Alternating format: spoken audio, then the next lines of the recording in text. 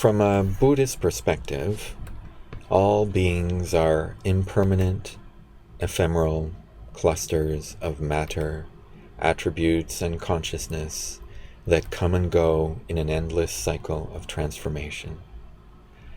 The qualities and components of humans dissolve at death and are recomposed in the form of other beings, which may be plants, animals, or humans. Thus, each of us is formed out of other beings and will be decomposed and recomposed into other beings.